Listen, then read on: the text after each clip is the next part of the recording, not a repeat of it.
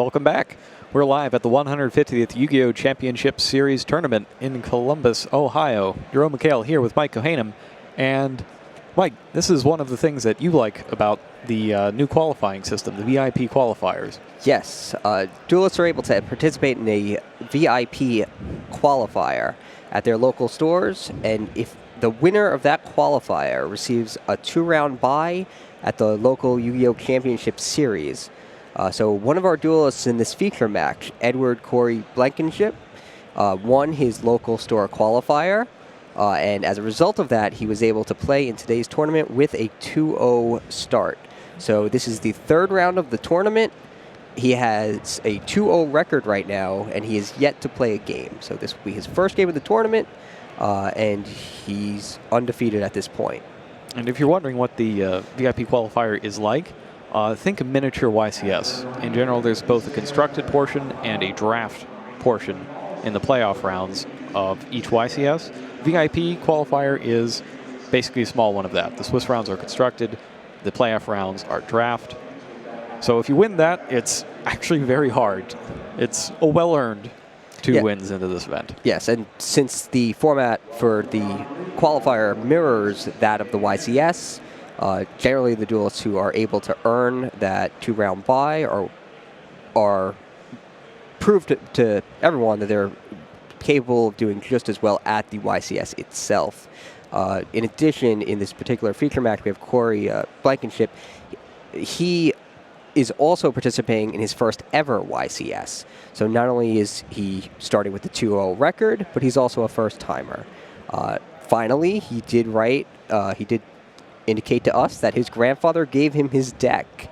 So his grandfather's heart might be in the cards, just like Yugi's, and that might give him an edge in this duel. Sounds like a pretty good start.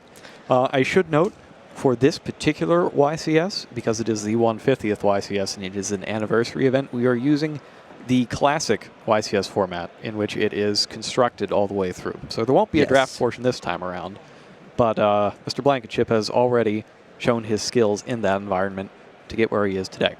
And today, the deck his grandfather gave him is, in fact, Teller Knights for the second time today, whereas we are seeing the first appearance of the shadowy cabal of ritual users, the Necros, over on Mendoza's side of the table. Blankenship has streamlined his deck as much as possible to get to that crucial Deneb on the first turn, along with as many traps as he can. He's running a full complement of Reinforcement of the Army, Upstart Goblin, and Pot of Duality, which is not something you see a whole lot of these days. We will see if it pays off. Yes, he has a very thin monster lineup. He only has 9 monsters in his entire deck.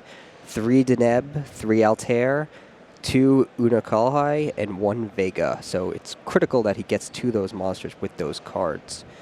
We have Rafael Mendoza on the other side of the table. He's running a fairly standard Necros deck.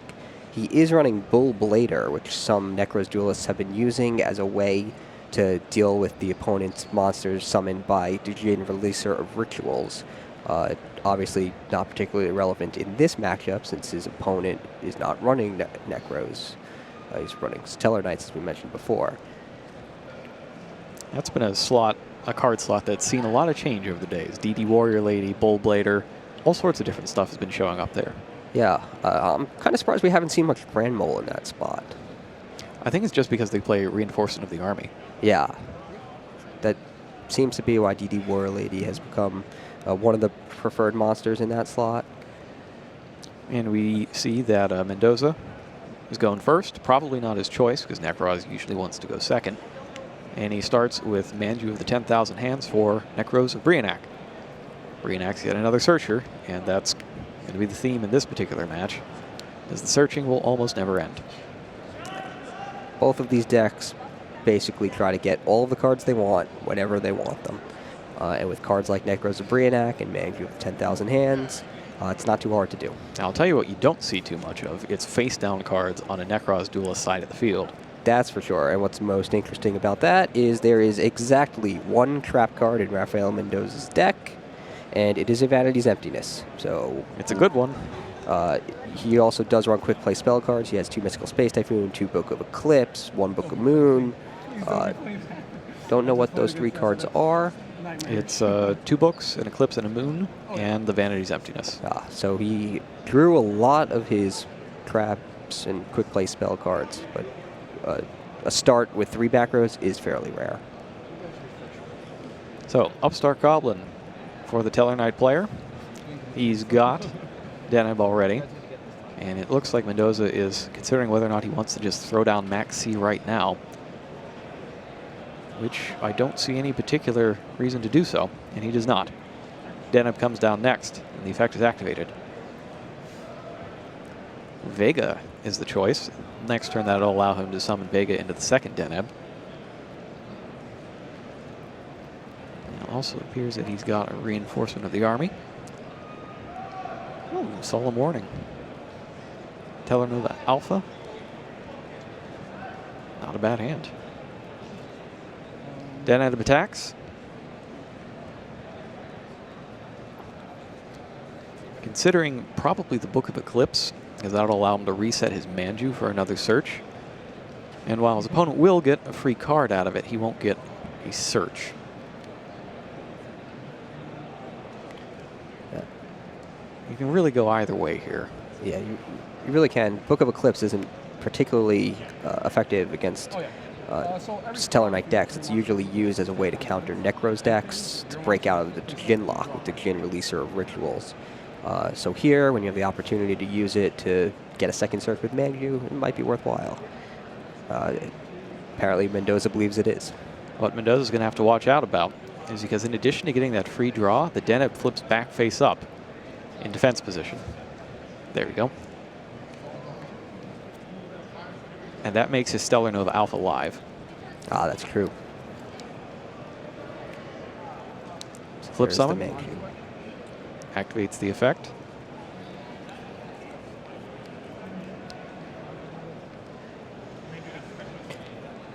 And it looks like he's going to go for it with the Alpha. That draws him a card.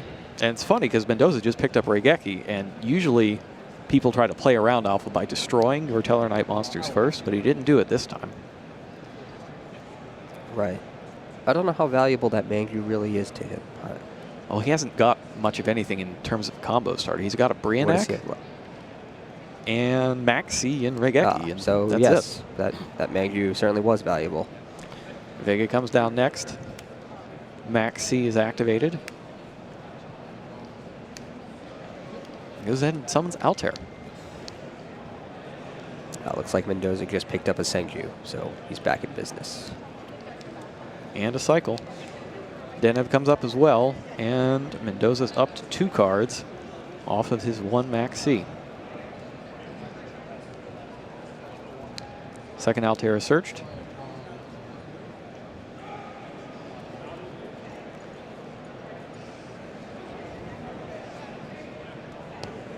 And we see more trap cards. Torrential and Mind Crush. And Dimensional Prison as well. Now, Blankenship plays a full complement of Mind Crush specifically for this matchup. So much searching is going on, and the ability to sometimes be able to chain it to a ritual spell to block a ritual summon makes it invaluable in these high trap count Tellarknight decks. Blankenship runs 18. That's actually a little on the low side. We've been seeing 20, 21. Yeah, it's not in a lot uncommon. of these decks. It's not uncommon for a deck to run that many. So Deltaros is up next. yep, and Mendoza draws another card from Maxi. That Maxi was big that turn. Use Deltaros' effect to try to destroy Book of Moon, and Mendoza chains the Book of Moon with the Deltaros face down. So it's dealt with for now. You gotta wonder, how is Blankenship feeling about this turn? Like, is this what he wanted? Probably pretty good. I feel like anytime you draw 3 cards with Maxi and don't lose that turn, you're feeling okay. Blankenship, maybe not so much. Now, it's worth noting that Mendoza had the choice to stop this, but he went for the cards instead because he didn't really have a lot going. Yes. Vanity's Emptiness doesn't get you that far if you don't have a threat on the board already.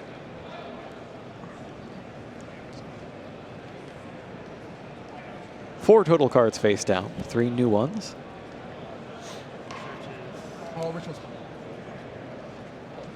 And now Mendoza's up.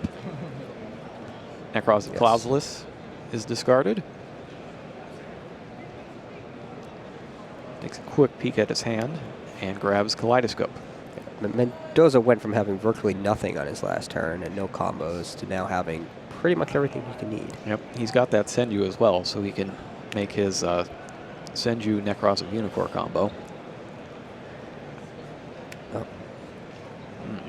Blankenship activates Mind Crush, gets rid of the Kaleidoscope. Since not all legal copies of Kaleidoscope are in a viewable area, he's able to look at his opponent's hand. Now, I think he jumped the gun there because Mendoza can just go get another Kaleidoscope out. In that case, I think you wait for the scope and try to take out the Unicorn. There's really only one thing they're going to summon off of it. If you can force them to do something else, then that's ideal. Usually, although there's no guarantee with that, because he could have attributed a Shuret that his opponent might have had that he didn't know about. Senju is up next. Ritual Splot.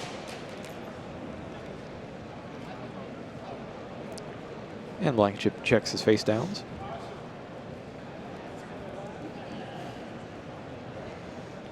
Nope, Senju's good. And there is Necros of Unicorn.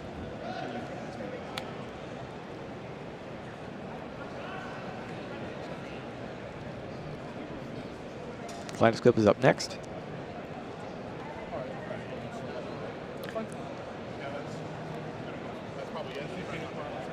Checking again for a response to it. If not, most likely Herald of Arclight. Solemn Warning, I see. So that's actually both copies of Kaleidoscope out. Yes. To get one back, he'd have to discard the Unicorn to go get it. Well, he has Preparation of Rights in his hand. Oh, did he drop Preparation as well? Yeah, so wow. He got a good draw.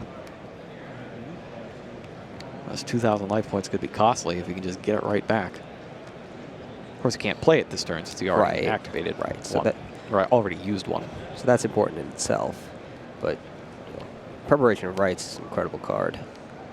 It's currently limited, but drawing that one copy can have a key impact on a duel.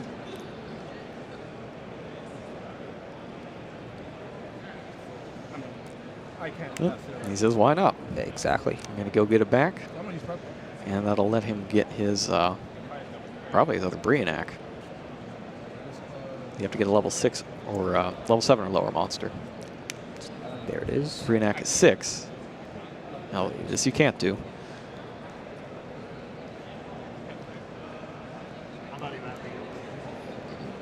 And now he checks. He's got the cycle with Shuret. Still a cycle. That's still good. He can still play that.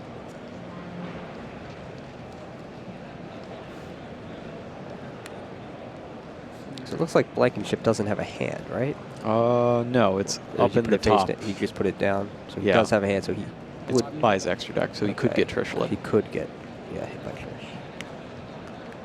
Goes with Torrential instead. So everything is destroyed, and we've got a couple effects to deal with here. First, we have to finish off the Shuret effect. And then we'll also have a Deltaros effect, summoning something from the deck.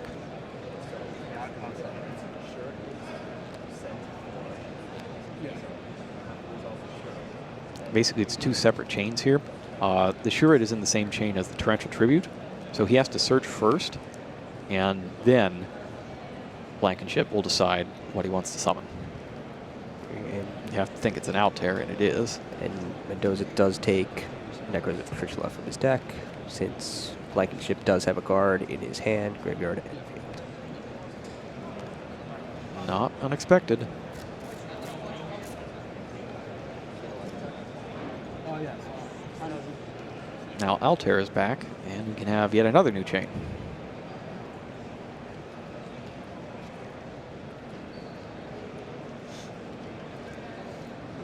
Deneb, Reinforcement of the Army, Altair in Blankenship's hand. Trishula, Unicorn, Raigeki, Kaleidoscope, Brionac for Mendoza. Looks like there's no way for him to summon that Trishula this turn. He's got no monsters on his side of the field, so he could banish the Cycle and Brionac to get Mirror, and then banish Shuret from the graveyard with Mirror to get Trishula. Could. Vega comes out of the graveyard off of Altair and summons back Deneb for another search. Grabbing Unalkalai. This is where you're kind of hurt by having so few different Tellarknights in your deck. You got to get something that isn't really going to do a whole lot on your next turn. Right. The cycle is banished along with Brionac to get the mirror. Okay. This is the play we mentioned earlier. Yep. Looks like he's taking it. That's a good play. Trishula comes down. Checks his face down one more time. Now the interesting thing here is that Mendoza can knock out that face down And then Regek again. yes. Yeah, he'll be in very good shape if that works. And it does. Looks like it. Dimensional Prison doesn't stop that. Yep. Granted, this is not something that Blankenship cannot rebound from. He can just go Vega if he manages to do so. He can go Vega into Altair into Deneb, and he's back in business. I don't know what the 2 cards in his hand are. He's only got 1 Vega in the deck, though, and it's in the graveyard now. Ah. So you'd have to Altair into Vega into Unalkalai, I guess. Yeah, so this definitely looks like it's going to be tough for him to recover from. Not impossible, just difficult. Definitely not impossible.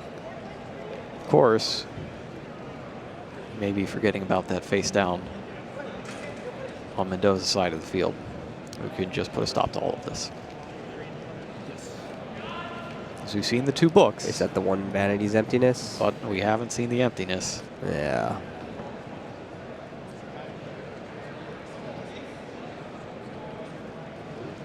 Vega summoned. Looks like he's about to see it. Emptiness is flipped. Don't have the honor. That's why I was wondering why he went so far on that 1 Max C. Yeah.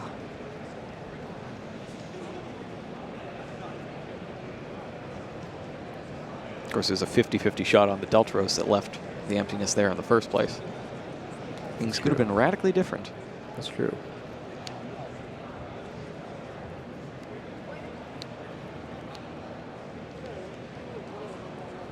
Trishula attacks Altair for 1,000.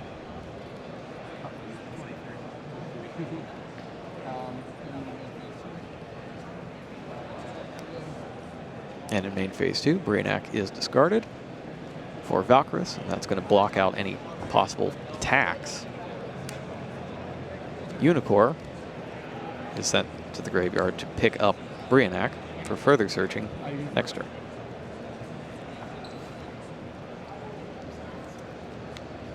This is an extremely strong position right now. Yeah, his opponent can't special summon, and he has to get rid of the 2,700 attack monster. Power duality, well, the inability to special summon is irrelevant, so no harm activating it. Soul Charge, not going to do a whole lot of good. Mind Crush, it's a bit late for that. Reinforcement of the Army is just going to get you a monster that can't special summon. Blankenship has no method of getting rid of a spell or trap card. Yeah, he can destroy that Trishula, though, if he draws the right cards. He does have Torrential Tribute. Actually, he already used that. He has 2 Dark Holes and a Raigeki. That's the Dark Holes and the Raigeki. So those are pretty much his outs to the Trishula at this point.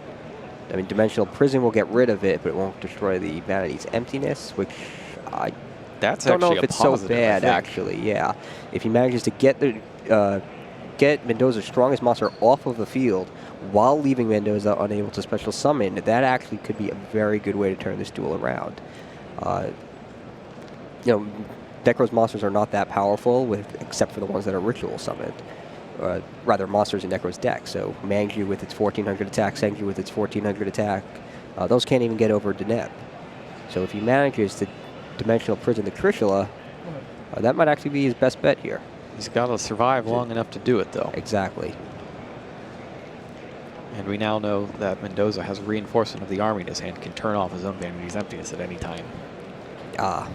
So he has an out to his own potential downfall. Yep. Mind Crush from Blankenship. Not helpful in this scenario. Maybe if he could go get Stellar Knight Zephyr Thuban.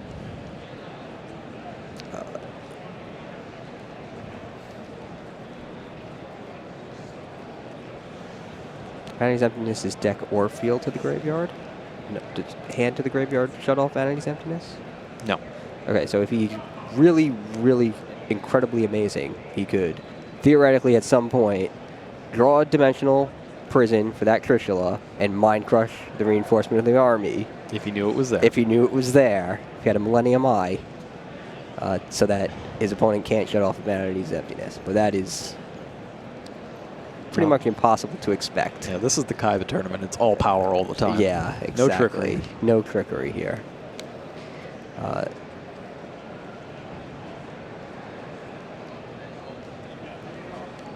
Now we see Mendoza taking it slow here because the worst feeling in the world is switching off your own Vanity's Emptiness and failing to win that turn, Yes. and then eating a massive counterattack.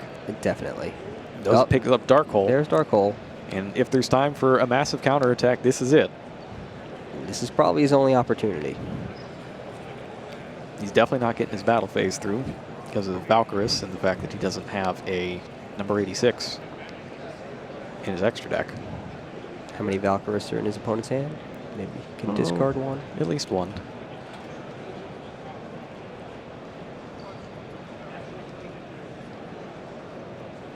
Yeah. That's right. That would be useful for Mind Crush. But then he has to keep a card in hand or else he can't play the Mind Crush. So a play of Altair into Vega into the last monster in his hand. Goes for it anyways. Now if he could have preemptively activated the Mind Crush to get it out of there. He could have. I mean, Mendoza has so many life points. Even if he can't block any attacks, he's not going down this turn. Decides to take the damage. Even if he did block it with Valkyrus, it would leave all three monsters on the field for Triver. Really, Triver is the last best chance that Blankenship has to get back in this one.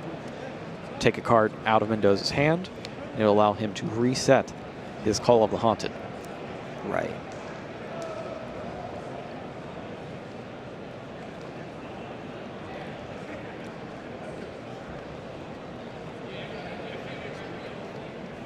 Goes for it. 3 level 4 Teller Knights. There it is. Driver. Driver in attack position. Interesting. Unless his plan is to use it again as Xyz material afterwards. Don't think that's the play, though. I think you have to try to ride Driver out here and make sure that you get its effect to summon back a Teller Knight when it's destroyed. Definitely. Sends Valkyries to the graveyard.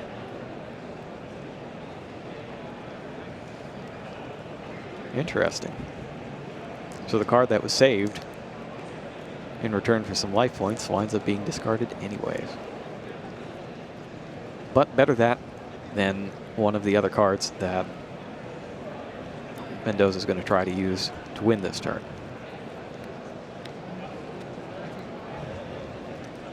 So he uses Reinforcement of the Army. Yeah, you go get Shurit here. Yeah, you don't chain the Call of the Haunted to search for Deneb, so you're able to Mind Crush? You have multiple opportunities to do that. Okay, you'll still have the opportunity after he has... Oh, interesting. It's Bullblader.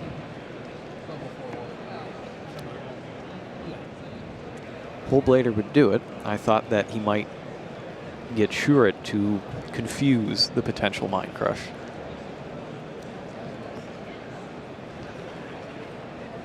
So that Bullblader's at his hand, that opens a new window to activate crap cards. Correct. And you can wait for the first to resolve. And he forgets that he doesn't have a card in hand and tries to flip the Mind Crush. I was thinking that I said them both.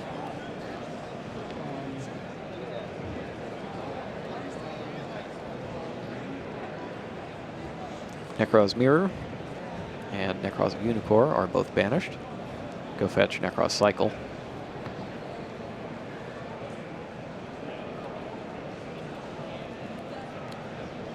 Clauselus Go gets the remaining Necros Mirror. I think that's every ritual spell at this point. One of them twice. Now Brionac is used to go get Shuret. Cycle is activated.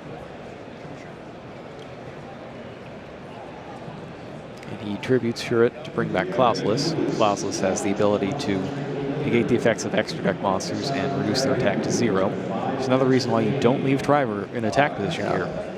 That's a play you don't see too often. You don't see Klausulus summoned. Well, except for the without the aid Djinn of the lock. Djinn. Yeah, you mostly see it in defense mode for the Djinn lock, not in attack mode to reduce monsters to 0 attack And it's attack enough them. because he's got 1100. No, that's exactly what he needed. So Rafael Mendoza wins the first duel with his Necros deck. Blankenship's going to have to trust in the heart of the cards to win with his grandpa's deck in Duel 2. Interesting tactics there. I don't know that I would have played so heavily into Max C. Yeah, he definitely, that was definitely a turning point for him. Mendoza didn't have much going on at that point, but after he drew 3 cards off of Max C, he basically won that duel on his opponent's turn. And the other thing is, even with all that, we could have been seeing a very different game if that 50-50 Deltaros hit took out the Vanity's Emptiness. True. Now, couldn't Mendoza have used Book of Moon to put the Deltaros face down and not risk the destruction of his Vanity's Emptiness? No. Deltaros has an effect that stops that. Yep, that's why part of the Star Seraph play that's so powerful is that they can't respond to any of the Seraph effects that go off when you use them for Deltaros. That's right. Forgot about that. Yeah, that 50-50 shot, that would have been a different duel. Now, Blankenship, I actually don't like his chances post-side decking because 60% of his side deck, actually, yeah, 60% of his side deck is spell and trap removal, which is not useful at all in this matchup. 20% of it is Shadow Imprisoning Mirror, which is not useful at all in this matchup.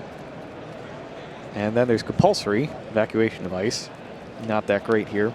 Shared Ride, sure, Shared Ride would help a lot, and Mask of Restrict can also help a lot against Cycle. Mendoza, on the other hand, he has a lot of cards to put in against Blankenship. Yep. There's 2 copies of Denko Sekka, shut down all of his back rows, which, as we know, Blankenship is running 18 trap cards, which are essentially useless against Denko Sekka. He's running Fire and Ice Hand, which you might also see. He's running 3 copies of Royal Decree, which, if he flips one face up, that shuts down almost half of Blankenship's deck. He also has Mystical Space Typhoon in his side deck. There's also 3 copies of Mind Crush, which are also pretty good against Teller Knights. I don't know exactly how much he's going to want to put in, because I don't expect he'll put 15 cards in. And 2 copies of Shared Ride. Yeah, there's kind of the same. There's no space to put in 15 cards. Exactly, even though they all seem pretty powerful. I think we'll definitely see the Denko Sekkas. I think that's a safe bet. Yeah, Denko, Ice Hand, Fire Hand. Yeah, sounds good. And the Royal Decrees, I would think we'll see. Yep. Fire and Ice Hand. Yeah, I mean, those are good. That's 4 cards. True. I don't know if he has the space. Just Denko and Decree then might work. It's possible. And we are back. Blankenship gets to choose who starts. It's always tough with Teller Knights versus Necros because you don't want them to get that 6th card, which just raises the chance of opening with Senju, Kaleidoscope, Unicorn to ridiculous heights. But you know, you also want to be able to summon Deneb and set your traps on the first turn. Right.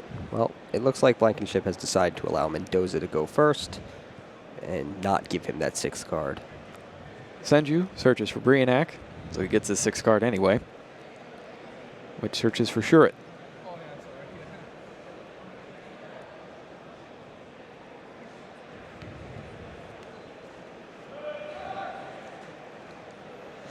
Two face-down cards, and Mendoza's turn. And Blankenship's got a big pile of trap cards and a couple Teller Knights. Unal Kalai summoned and activates. He's got Altair in his hand already, so Deneb is the one going to the yard.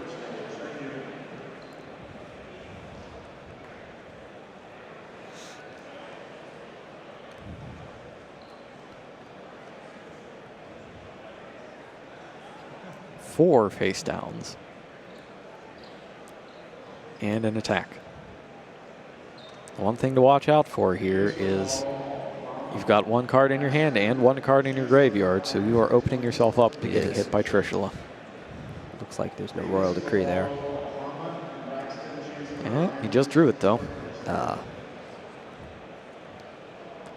Mandu's up next. He's got Cycle. He's got Shuret. He just needs something to summon with it. He goes for Necroz of Unicorn. He adds back a Necro monster. I mean, he's on the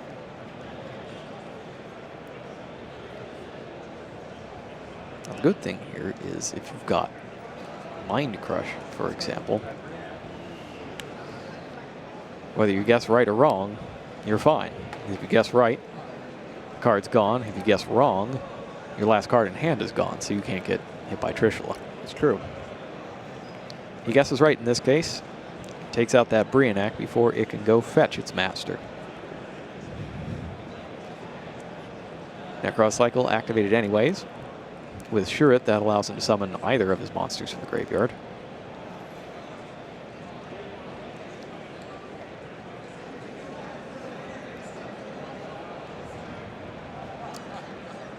Deep thought from Blankenship. He seems to have gotten a lot more serious after that last duel. Yeah. And he has a lot of options here, too. So there's a lot of back rows.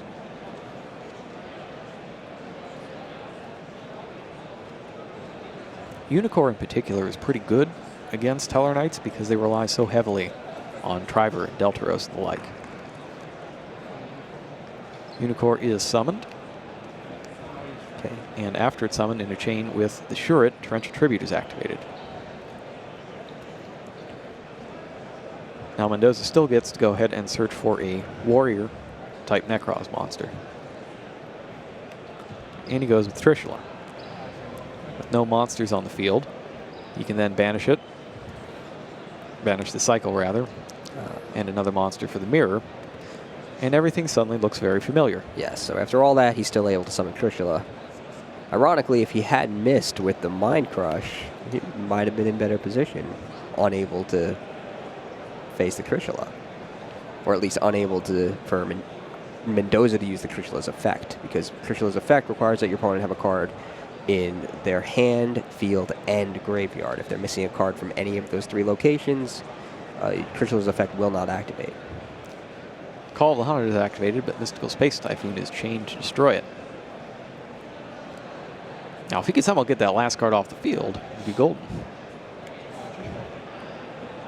That's not happening. Everything. That's everything. Deneb gone, Alpha gone. And Altair is gone. Yep.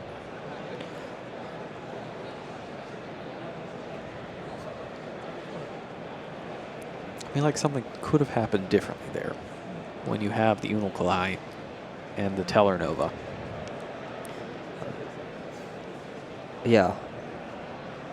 Oh, wow.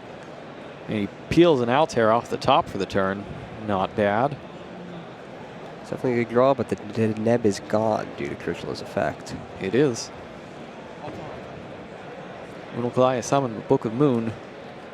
Flips Altair back down, so it can't be used as Xyz material. Unalkalai's effect will still activate, though. That means he's basically forced to clear the Altair before it can be flip summoned. That won't be too hard for him to do. One saving grace for Blankenship right now is that he has managed to run Mendoza practically out of cards. That's true. Another level 4 monster here, of which he does not have that many, would be pretty big. But instead, he has a face down card and is met with Royal Decree. Yeah. Royal Decree is going to be tough because that blanks a lot of his potential draws. Mendoza grabs Preparation of Rites again. 2 games in a row, seeing that card is probably 2 games you're going to win. Yeah.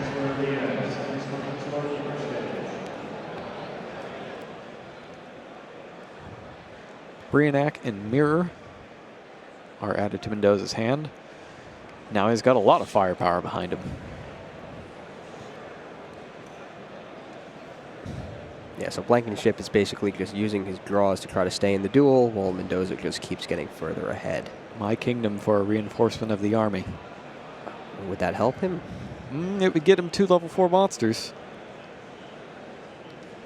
Which would That's be true. enough to either blow Trishula or Royal Decree off the board. That is Or actually true. both if you got Exiton Knight. Yeah, Mendoza does have a lot of power in his hand, though. Okay, so he discards Necros of Brionax, Arcus for Valkyrus, Necros Cycle. Looks like he's making that final push here. Rubies it for Brionac. Brionac fetches out Clausulus. Mirror is used to banish Shurit, to get Valkyrus. It's nice to be under the protection of Royal Decree because you know Yep. most of your plays will go unimpeded. If Yep. you mathematically can figure out your victory, usually it'll work out. And it looked like those face-down cards were Dimensional Prison. Both copies, well, 2 copies of Dimensional Prison, which would have been great. But Royal Decree put a stop to that. And Mendoza has given Blankenship his first loss. In actually his first match of the tournament. Yes, but Blankenship is not out of the tournament. He still has a 2-1 record. Going into the 4th round, he can still turn this around and start winning the rest of his matches. I do wonder that it's such a thin monster lineup. When you get into a situation like that where you need to draw into monsters, basically, and you've sent 2 of them to the graveyard already with Unokalai. Yeah, the Unokalai seems kind of counterproductive there, but on the other hand, what monster could he have... I mean, I guess he could have drawn Altair, like you mentioned before. That would have Yeah. been good, but drawing Deneb, I guess to search for Altair would have been kind of mediocre, because he looked like he wasn't going to last too many more turns, so He that's used- kind of slow. Yeah, he used 2 out of 3 Altairs already. He really needed a reinforcement of the army there. Yeah. Or Soul Charge. Soul Charge That would have one's been... always good. Soul Charge would have been nice. He had enough life points, especially summon a couple monsters back. That could have turned it around.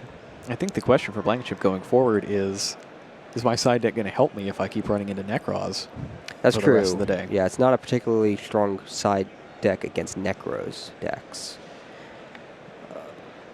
No.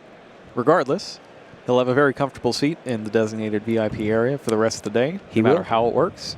And everybody at home, you can too, if you head out to a VIP qualifier when they come around to your area. Yes, there's a water station in the VIP area. You'll be the envy of every other duelist here. I didn't even know they had that. Yeah, it's even better it's than a I water thought. cooler with some cups. Yeah, VIP program. Yeah. This is, I believe, our last YCS of the season before World Championship qualifiers. But you know those VIPs are going to be back next time around. And we'll be back, too, when round 4 gets started. See you then.